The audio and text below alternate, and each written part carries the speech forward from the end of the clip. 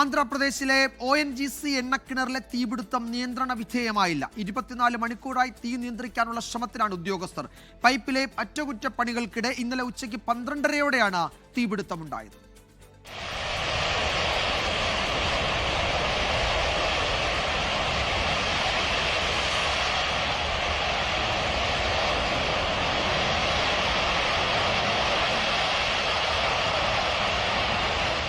BR Ambedkar Konaseema ജില്ലയിലെ മലിക്കിപുരത്തെ പ്ലാന്റിലാണ് തീപിടുത്തമുണ്ടായത്.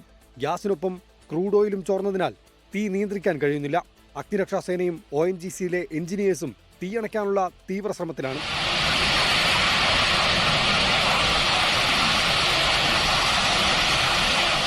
തീ പൂർണ്ണമായും അണച്ചെങ്കിൽ മാത്രമേ പൈപ്പിലെ ലീക്ക് അടയ്ക്കാൻ സാധിക്കൂ. വാതകവും ക്രൂഡ് ഓയിലും ചോർന്നതിനാൽ തീ വേഗത്തിൽ നിയന്ത്രിക്കാനും സാധിക്കുന്നില്ല. അതുകൊണ്ട് തന്നെ ഗുരുതര പ്രതിസന്ധിയാണ് മലിക്കിപുരത്ത് നിലവിലുള്ളത്. പ്രദേശവാസികളെ ഇന്നലെ തന്നെ സുരക്ഷിത സ്ഥലത്തേക്ക് മാറ്റി. ഇതേ പ്ലാന്റിൽ 11 വർഷം മുമ്പുണ്ടായ തീപിടുത്തത്തിൽ 22 പേർ മരിച്ചിരുന്നു. 24 ചെന്നൈ. ലോകത്തെവിടെയായാലും ഏത് സമയത്തും 24 വാർത്തകളും ഓഗ്മെന്റഡ് റിയാലിറ്റി പാക്കേജുകളും എക്സ്പ്ലെയിനറുകളും വിശദമായി കാണാൻ ഞങ്ങളുടെ YouTube ചാനൽ നിങ്ങൾക്ക് സബ്സ്ക്രൈബ് ചെയ്യാം.